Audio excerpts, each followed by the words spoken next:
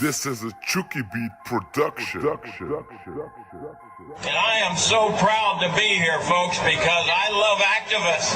If we're going to take this country back, it's going to be activists that does it. And you're it. Praise God. Thank you. Thank you so much. We, ladies and gentlemen, mean us, the American people, not some bumbleheads in Washington, D.C. It's us, not them. My name is Sergeant Rick Schiff. I'm an 11-year veteran of the San Francisco Police Department. I hold the department's highest Medal of Honor for bravery. That used to mean a lot more to me than it does now. What I'd like to talk to you about today is my now 7-year-old daughter. My name is Zach Taylor. I'm a retired Border Patrol officer. My main job was understanding and having intelligence capabilities about drug smuggling across the U.S. border. Hello, I'm Ted Gunderson. I retired from the FBI in 1979 after more than 27 years service. At the time of my retirement, I was the senior special agent in charge of the FBI Los Angeles Division, with more than 700 people under my command and a budget of more than $22.5 million. Hi, my name's Chip Tatum, and I'm an ex-intelligence officer for the United States government. 25 years ago, I started my service as a young airman in the United States Air Force. I went through Special Forces training as a combat controller and was subsequently sent to Vietnam. Today, I have with me Chip Tatum. This man is unbelievable. 25 years, CIA Black Ops operator. Chip, welcome. I retired, as you all know, in 79, came out, worked the McDonald case. The light bulb went on when I realized evidence lost, stolen, destroyed, altered, etc., etc. Listen and watch. You will be amazed at what you hear.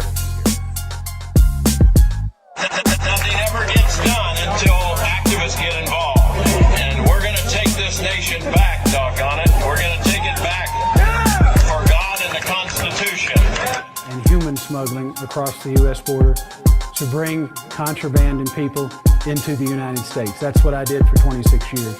At the peak of the pyramid, you've got a tiny, tiny few people who know everything there is to know about that organization. They know its real agenda, its real motivation, where it's really seeking to go. But it's only through activism that we're going to do it. And you are the reason that I'm here today. Praise God. And I'm just so pleased to serve with you at this time in our nation's history. Right now, Department of Homeland Security is in charge of, through Customs and Border Protection, the apprehension and collection of the illegal aliens. The further you come down from that pyramid peak in any organization, you're meeting more and more and more people who know less and less and less about what that organization's agenda really is. They only know their part in it. This is an identical twin. Her sister is now dead. Her sister, when she was 4 years old, Kristen, developed a highly malignant brain tumor that had spread throughout her spine and her brain. Center for Disease Control and Prevention is in charge of the screening with the U.S. Public Health Service. I've never seen the CDC or U.S. Public Health Service work together with the Border Patrol at the border, ever. Obtained a confession from Alina Stokely, the girl in the floppy hat, who said that he didn't commit the crime. Dr. McDonald did not commit the crimes. They were committed by my satanic cult group. When Washington decided to order Operation Red Rock, the president ordered that no one can ever know, and to ensure that the men performing the mission didn't return. The agents are telling us that they're seeing some people that are obviously sick, with shivering type illnesses, with possibly dehydrating illnesses like diarrhea and vomiting. They call it compartmentalization. I always also call it the mushroom approach. Keep them in the dark and feed them bullshit. God bless all of you out there. I appreciate it very much. I have our publication here, Aid and Abet Police Military Newsletter, and I want to share something with you here. Those people are disappearing. We don't know what they have, where they're going, where they're taking them. Surely they're being quarantined somewhere, we just don't know where. And even the agents don't know what the diagnosis is of these illnesses. I went public with the information. I obtained the confession on October 25, 1980. A number of TV shows, radio talk shows, people came out of the woodwork from all parts of the country. The doctors told us that we had really two options: take her home, let her die, or bring her in for massive dosages of chemo and radiation simultaneously.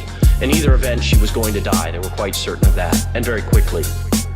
Tie that in with the fact that these people can come through almost anywhere in the world and are funneling into Mexico. Through this pyramid system, well into the 90% of people who are daily in their jobs in this city and other cities around the world, who are daily pushing this world towards more and more centralization of power. From the day I joined Task Force 160 at Fort Campbell, Kentucky, until today, I've seen nothing but government corruption.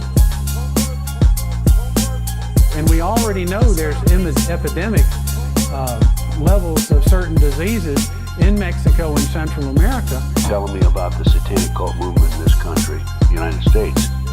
People on the East Coast, West Coast, South, and so on and so forth.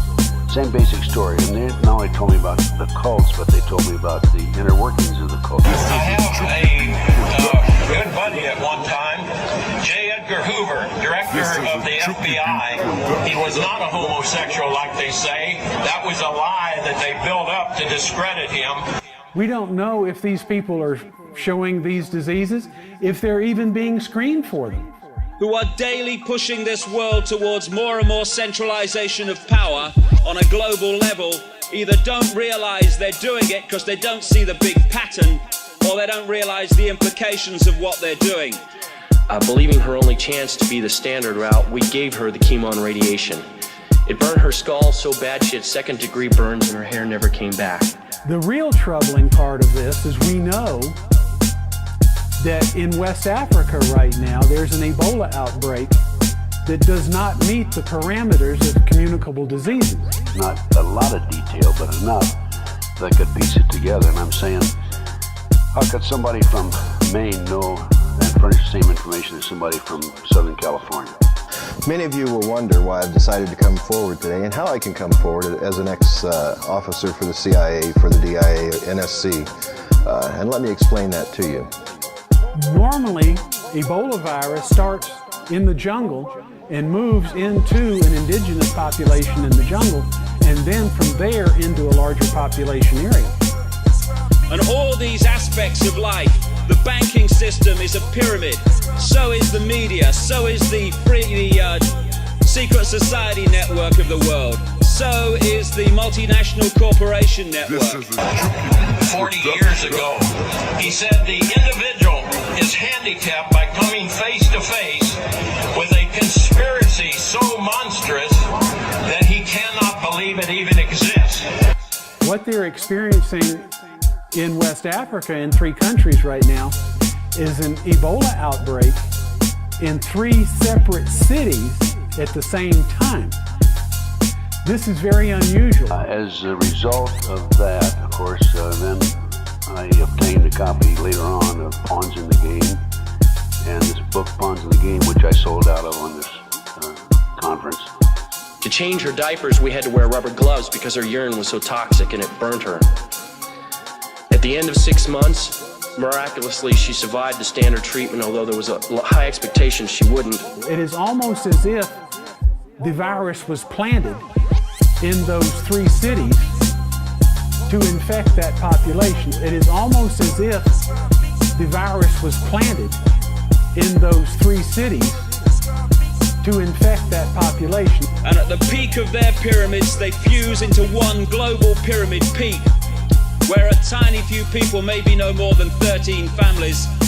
I can come forward today because a federal judge has ordered at a federal trial that I was a defendant in, that the items that I wanted to discuss and present in my trial were not classified. In other words, the virus is working in the reverse of what it has historically.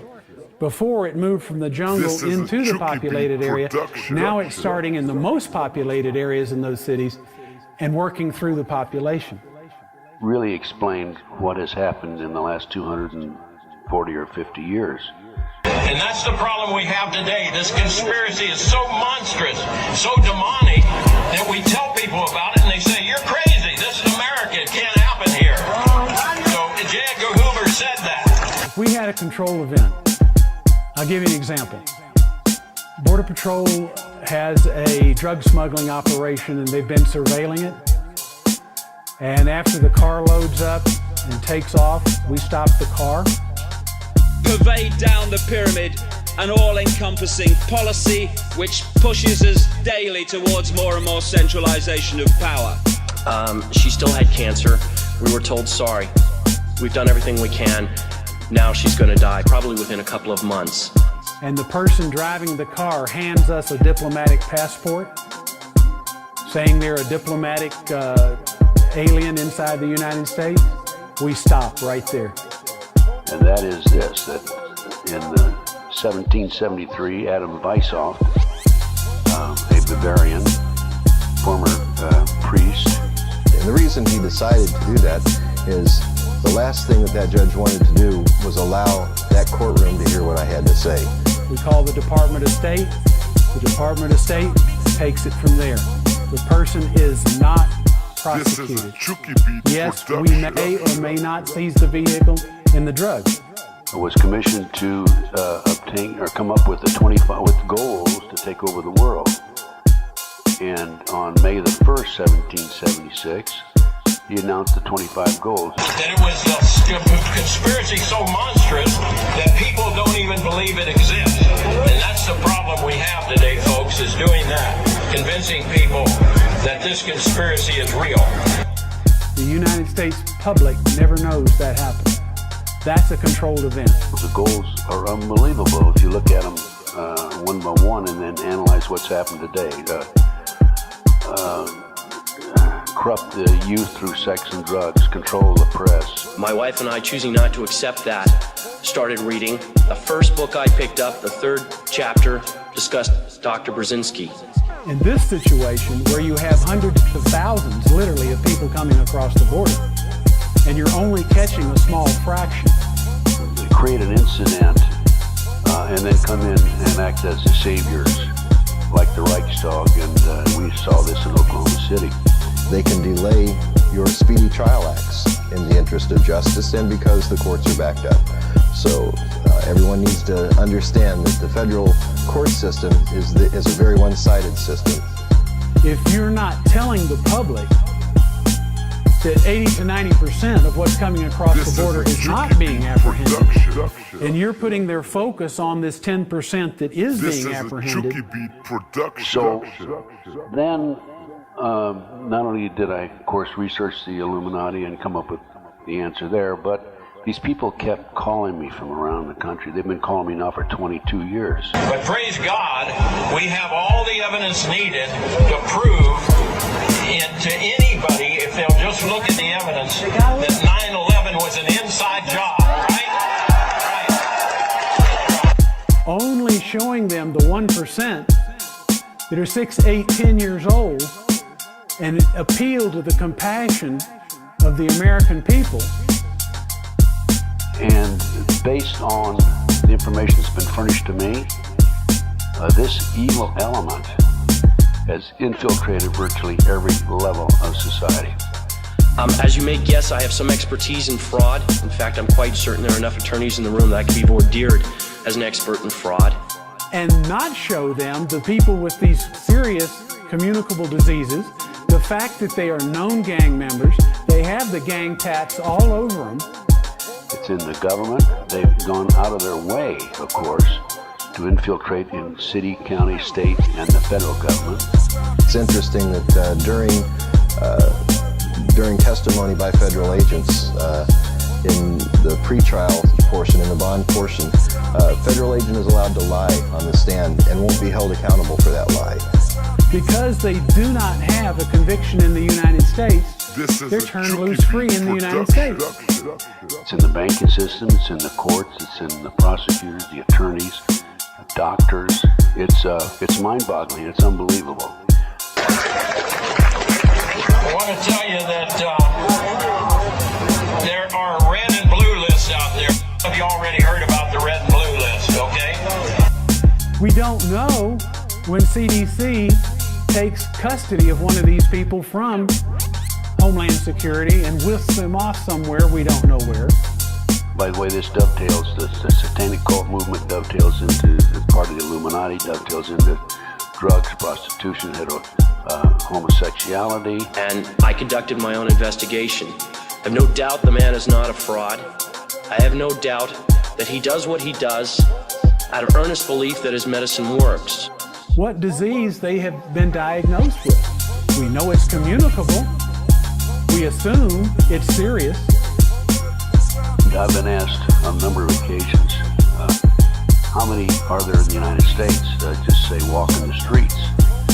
And I say that there's close to 4 million, if not 4 million, practicing Satanists in America today. If the CIA has actually been involved in smuggling drugs into the United States, as I know for the last 45 years they've been doing. But that is being kept away not only from the agents in the Department of Homeland Security, it is part of the controlled event where America doesn't realize how serious the threat is. Practicing Satanists in America today, that's 1.5% of the population. I reached these figures through 3 different means. But anyway, I've had people calling me saying they go out to their mailbox and they find a little red dot or a little blue dot on their mailbox, and they wonder what the little red dot and blue dot is. And they're only being shown the compassionate side of the situation. That 1 to 2% of those 160,000 that appeal to the compassionate side of the people of the United States. Number 1, a confidential source in South Bay area, Los Angeles, population 200,000, says there's about 3,000 members in that area. That's where the Manhattan Beach McMartin case took place. And now you're in a position to judge for yourselves whether it works or not. But it's well established by the FDA that it's non-toxic. What the people don't realize, that it is putting their own children at risk. Because these children are going to be put in schools with their children.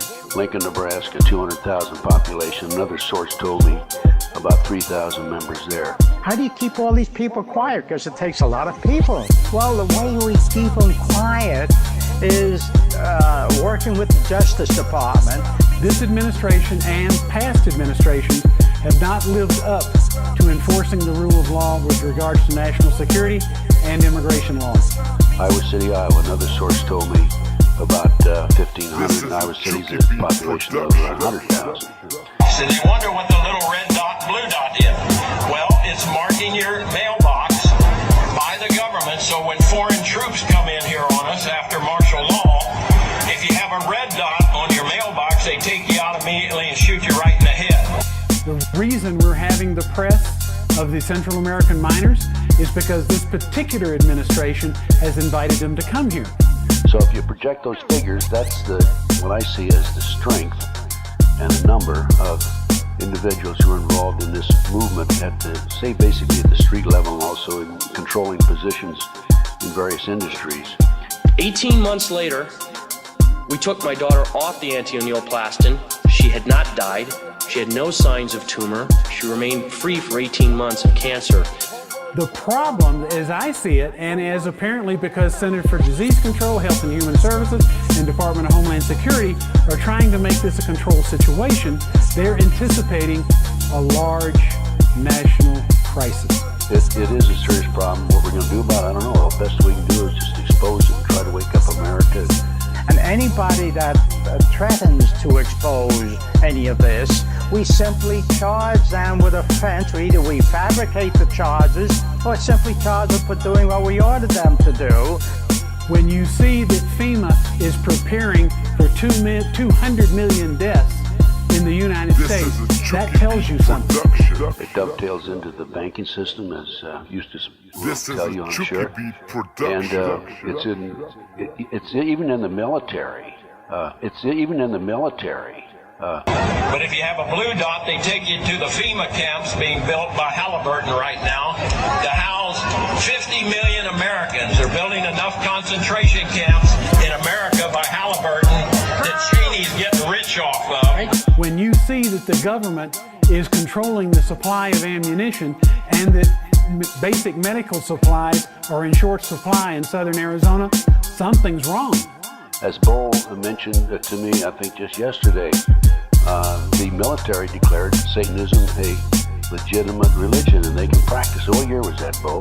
Within a month, the cancer was widespread in her brain. We put her back on Brzezinski's. By the way, at the objections of our doctors, for some reason felt that it had failed her. They are anticipating something drastic. If they had enforced the law, if they didn't enforce the immigration law, and if they had expeditiously removed these people that came here, this group of minors. 1976, it was the year I changed on my dog tag my religion to Special Forces. And they end up in federal prison. Usually federal judges will cooperate, as I describe in my books, where federal judges will not let them bring in any of the CIA witnesses. They would have dealt with this situation. The way they are reacting to it is facilitating and inviting more of the same. And the Inspector General was very chagrined because he came and said, Bo, you're the commander of Special Forces. We cannot gig you. We don't want to. You've got to change your dog tag. Vice President Cheney's getting rich off of, to put those with the blue dot on your mailbox in those concentration camps. So what they're doing is making a bad situation much worse. You've got to change your dog tag. And I said, look, if you can put Satanism as your religion, as an official Army recognized religion, don't tell me I can't have Special Forces as my religion. We put her back on. Within 9 weeks, the tumor was completely gone. She died last July of neurological necrosis. Her brain fell apart from the radiation. The real reason these people are probably coming here from an intelligence point of view is to mask or draw attention away from something else that is happening. And so the troops heard about it and they all changed their religion to Special Forces too. Or won't let them produce the CIA, the documents showing that they were CIA, and they end up in prison. And this, I mean, there's hundreds of people that this has happened to. Since the United States government is encouraging this, it is something that the United States government wants to happen. Do I think that the FBI and the CIA, I'm not talking about the whole group. There's a lot of good people in both agencies. Now, if you go out and you find a pink dot on your mailbox, that means that they believe you'll be a good slave and you're going to go along with the program and serve our international Antichrist masters. They have significant CIA, FBI, Department of State, Homeland Security, Army, Navy, Marines, Coast Guard, you name it, in Central America right now, have been there a long time. But do I think that they're incompetent? No. Do I think they've been infiltrated? Yes.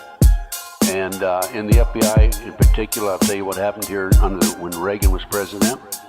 The autopsy showed that she was completely cancer-free. Out of 52 cases of that disease ever, no one died cancer-free, just Chrissy. They know what's going on. We're not doing anything to stop the obvious threat. They were having difficulty getting agents on the street to advance to the supervisory level. Of course, that's a very important position. I know that flying from base to base in the United States, many of the Army bases have received orders to set up containment areas for some type of prisoners, for some type of activity. What that is, I don't know, but I can tell you that they're being built and they exist. 2 years ago, I became acquainted with a person that lives in Mexico City. And because the fun is on the street, it's not sitting behind a desk all day pushing paper. So they sent a memo out. This is what I've been told by some of my friends. So watch for that dot. They haven't got up to our area yet because they're afraid we might catch them putting the dots on the mailbox and they wouldn't get back to their home at night, you know, if we catch them. Have complete, total confidence in this person as an informant. He's beyond reproach. And he told me, when I asked him, I was concerned about two things. To the street agents, anybody that wants to be promoted, submit your resume and let's go from there. Well, as a result, I think that what they did is the good agents stayed on the streets and... So she didn't die of a terminal illness. She died of my inability to care for her properly, and she died from bad advice. The trafficking of human organs in Mexico and the extreme violence, the beheadings and dismemberments that were going on in Mexico. The other agents, the Illuminati members, if you want to call them that, not all of them, of course, advanced to the supervisory level. Now, I'm not supposed to have this letter, but it's not illegal for me to have it because it's not classified. I've added 5 lines at the bottom about the concentration camps because that's what it really is. Now, understand this person is pretty much as an unbiased observer that has almost unlimited access to all levels of both government and society in Mexico. On one occasion, This is a Chucky Beat here production. during the Atlanta, This is Georgia a Chucky Beat election, production. there was a spokesperson on for the FBI. But it's time to prepare, folks. It's time to prepare. It's time to work like we're going to win, which we are, but it's also time to prepare like you may lose temporarily. Without hesitation, he told me that the most influential criminal organization in Mexico City at that time was the Russian Mafia. On national television in connection with the bombing that took place down there, and I had a call from an adult survivor. Somebody that's born into the movement, the cults. She died because there's a government institution that disseminates false information and is not looking out for the welfare of the people. And through other sources, I knew that they were a very important component in Ecuador and in the tri-border area in South America. Is raised there, gets out, tries to go straight and stay away from it. But I had a call from an adult survivor and said, this person told me, a woman, that she recognized that FBI spokesman as having attended satanic meetings in the past. There were about 43 of these detention centers, as they were called. And you know, some 6 months ago, they started stocking food in warehouses for the people they were going to put in them. So when you start to think about the dynamics of what's going on in Mexico, think transnational criminal, think of people beyond Mexico, think beyond Central America. So I'm saying that, hey, they've had 230 some years to put this together. They're advancing. I know of one adult survivor who was a recruiter and a trainer. So I'm going to tell all of you, if you have not bought ammunition, if you have not bought guns, go get them now.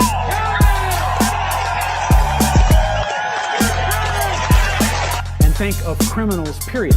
The reason they come to the United States is because this is where the money is. The agent is much more afraid of his own government than he is of the transnational smuggler.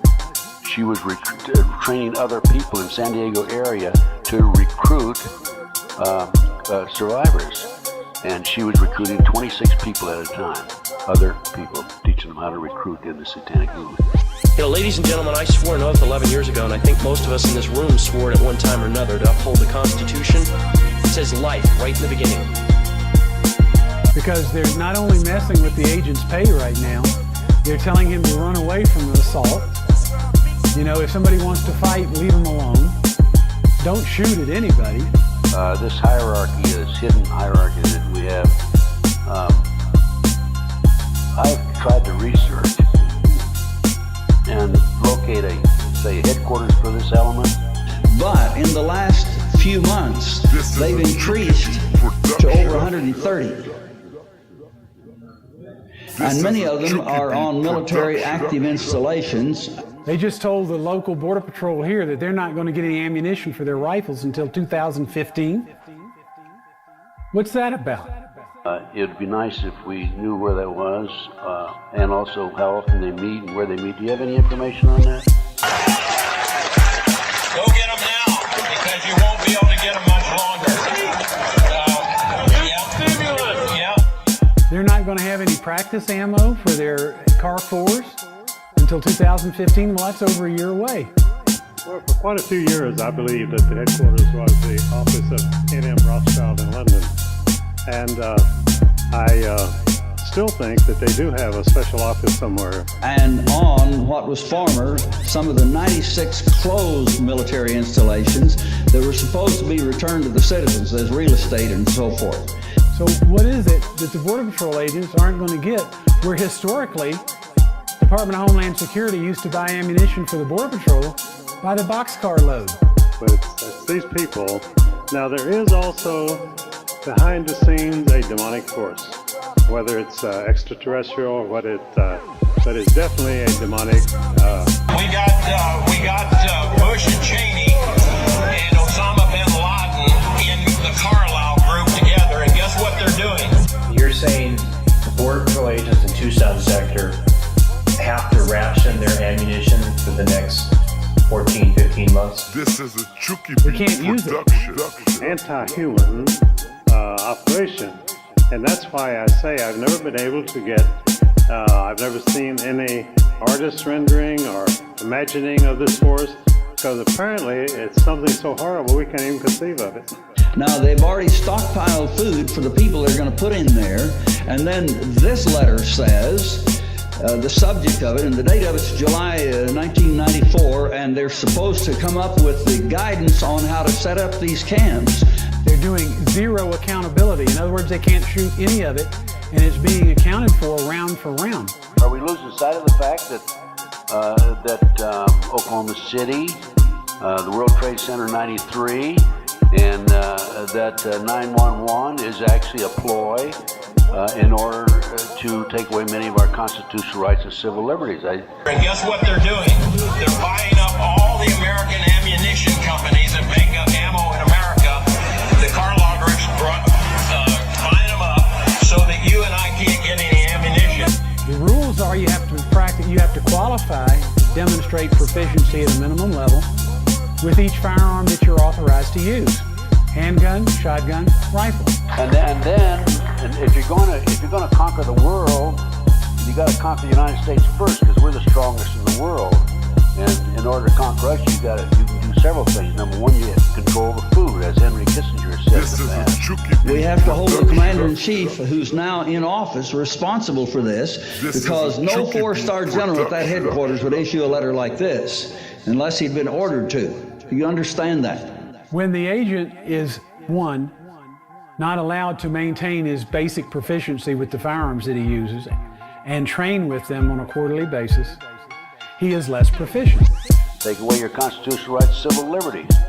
Put the so-called enemy behind bars and control, and set up the 10 districts that's been set up in this country. So we won't be able to travel from one district to another. So go out and get your ammunition now and get your weapons now before you can't get them anymore, folks. Things are moving very rapidly. If he is less proficient and doesn't have access to ammunition, he's less likely to take that firearm in the field and have it available should he need it. And the internment camps, I was talking to the former civilian head of the prison system in the state of Texas in 1997. The high security bases are closed bases. Some bases aren't. Some bases have highways that you can drive right through. However, when you look at this area, you'll just think, hey, look at the barbed wire around that place. I wonder what's in there. That raises the risk level to the individual agent, because the purpose of having the superior fire force is to deter someone from attacking you. And he told me that there are 8 prisons in Texas, brand new prisons that have been built, that are manned, but there's no inmates in there. So we're either going to win it soon or we're going to lose it soon. Either one, but I think we're going to win it. Don't you agree?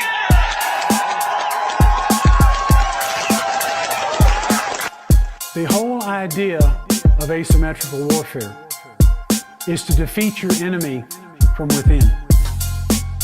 It is not to attack him from without.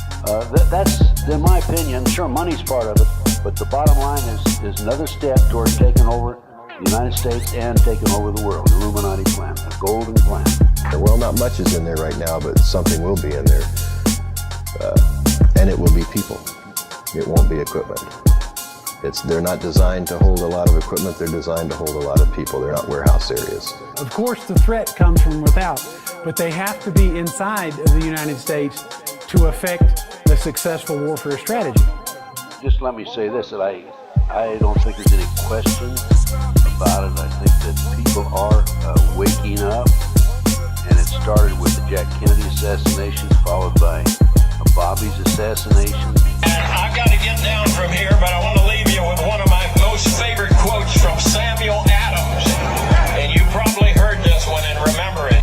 If asymmetrical warfare is going to be successful, the first thing that has to be done is to compromise America's defenses against invasion. There were more bullets in the walls of Bobby's assassination than there were in Bobby. And it goes on. And what I have to say may be highly contested and should be highly contested about those in power, because what I have to say about them is not a compliment. Because they have to have their personnel inside the United States to affect the infrastructure. Our hospitals, our schools, our electric grid, our power supplies, our water supply. We had Ruby Ridge, and we had Waco, and more recently we had 93 bombings, and then Oklahoma City, and then we have most recently 911. And he said, if you love wealth better than liberty and tranquility of servitude better than animated context of freedom, go home from us in peace. But they have to affect the degeneration from inside the United States. Fabrications, it's impossible on the Jack Kennedy assassination for those bullets to have gone 90-degree angles 3 times. On that day, on February 26, 1985, after picking up Mr. Cooper and Mr. Sawyer, the pilots, from their meeting in El Paraiso, they came out of the meeting and they had a cooler marked vaccine. The markers that we're seeing that indicate this is asymmetrical warfare is because the reaction that the United States is taking is they're taking the opportunity of inviting these illegal aliens to come here. But the people are waking up, and I notice it as I travel around the country, and this is great, this is wonderful, because that's what we have to do. We have to wake people up. We ask not your counsel or your arms. Crouch down and lick the hands and the feet of those that feed you. May your chains set lightly upon you. They're concentrating them in one place in the United States, the Rio Grande Valley, and they're drawing the resources that are protecting the rest of the United States border to care for the illegal alien children. I can say this, that since I got out of the Bureau, FBI, 1979, 23 years ago, and became involved in these issues, that I've done everything I can to wake up my fellow brothers and sisters. The cooler was a large cooler, probably about a 96 or 100 quart size, if you understand the sizes of coolers, very large, commercial grade. It was sealed and it was marked vaccine. To help with the overflow of the miners, to transport, to take care of the needs of these people while they're in Homeland Security custody. Along the way, I've lost an awful lot of people that I thought were friends. I mean, they don't even return phone calls anymore, but I don't care, because it's important that we follow the path of truth. And may posterity forget that you were ever our countrymen.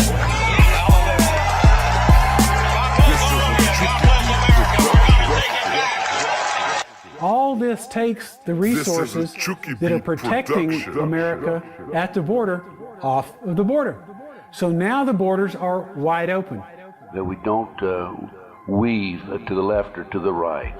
If you know you're right, and my mother and father taught me this, if it's the truth, you don't have to apologize to anybody. I was given instructions to pass it on to a U.S. Air Force C-130 that was landing there sometime within the next few hours. When we unloaded the cooler from the aircraft, the seal broke on it. It popped open. This gives the people that are trying to get their infrastructure, their personnel, their drugs, their dirty bombs, their biological weapons, their chemical weapons into the United States without being noticed. I have a tremendous amount of research, as you know, if you visited my table, and anybody that bought any of my research, there's no copyright with me. I want you to take it and make copies and get it to your friends. Educate as many people as possible. I think that probably the hard landing that I had and bounced it around inside the aircraft on that particular occasion on a very hot day helped aid in breaking that seal.